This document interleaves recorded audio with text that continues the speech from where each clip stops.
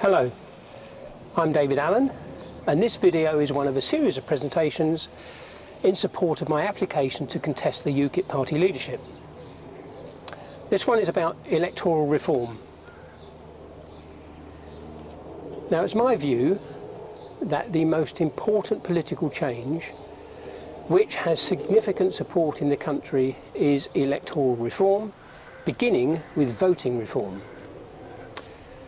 In this endeavour, we have the support of other parties also, the Liberal Democrats, the SNP, the Green Party, and even a section of the Labour Party. As leader, I would seek to create an electoral reform coalition to progress this objective. After all, politics is about achieving change and not just talking endlessly about it. Such collaboration worked very well for the Brexit referendum. Now, for a movement that has had considerable support in the country, its progress has been appalling. There are many reasons why this is the case. People and organisations all have their own pet systems that they're committed to, so any political pressure applied is diluted. Even UKIP have treated the objective of voting reform as if any old PR system would do, as long as we get one of them.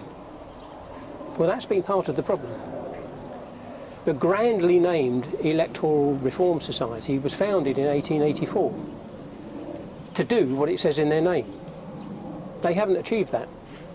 So by my calculations, that's 133 years of failure. Perhaps it's time for a different approach. There are four principal considerations in achieving a fairer voting system. Organisations, political parties, and influential people who support voting reform need to get behind a single system. To get to that place, we need to choose which is best in a systematic way. That means establishing criteria, allocating weighting, then measuring every available proportional system against that combination. To understand that voting reform will only ever be achieved by a referendum. The two parties most against reform are the two who benefit from the current system, and the two who dominate the House of Commons. So it will never be government policy. The sheer incompetence and self-interest displayed by the Liberal Democrats blew a heaven-sent opportunity in 2011. We'll have to force a referendum again in exactly the same way as we did with Brexit. In today's political climate, that means a cooperative approach. To make sure we win the next referendum means countering the arguments for first past the post, and its rather false claim to produce strong and stable government. Heard that before?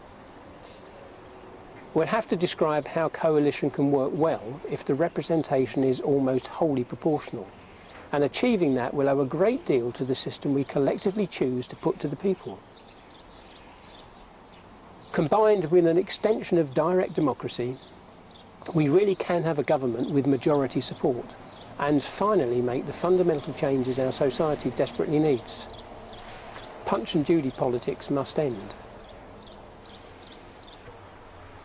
Voting reform is fundamental to the extension of democracy and underpins everything that follows.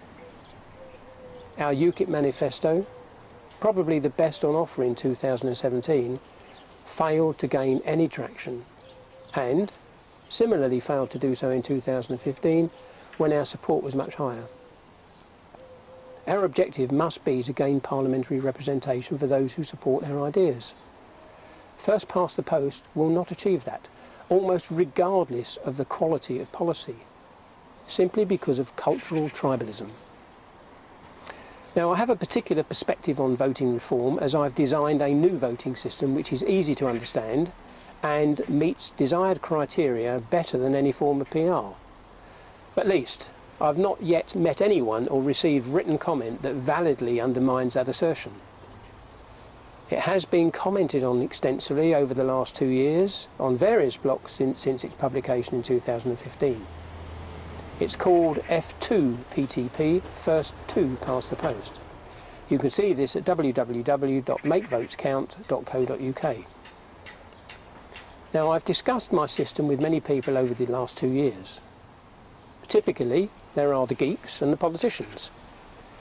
Many concern themselves with the technicalities of maximising proportionality in the first half of the process, that of electing members. These tend to be the geeky lot. Politicians, though, tend to drift towards systems they may have been the beneficiaries of or have had some familiarity with in the past. Both groups tend to want to stick with the system they've already pinned their colours to.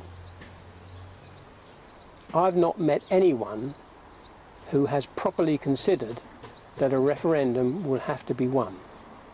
So factors they hitherto have not considered or given a low weighting to may well be the most important ones of all. Factors such as simplicity, clarity, transparency, and the retention of the constituency connection with an MP. The parties and groups who want to achieve voting reform must work together. To do that effectively, we must agree on the system we want to promote. The system must be chosen systematically. Create the criteria we ideally want to meet, weight the factors taking into account the political dimension, commission polling to understand what people like and don't like, then evaluate all the candidate systems. Unless we all get on the same bus with the same system, we will be unlikely to create enough political pressure to force another referendum. The two other aspects of electoral reform that also need addressing are House of Lords reform and political party funding. For the first of these, and initially, I would be unashamedly politically populist and commit the party to halving the number of peers eligible to sit in the House of Lords with immediate effect. We would then commission a working party to create options for a new second chamber and present the best two of these to the British people by way of referendum. We must also propose reform of the funding of political parties, though I acknowledge that this argument has yet to be won in the country and is probably better addressed after the other two have been achieved. One thing at a time, perhaps. Thank you for watching.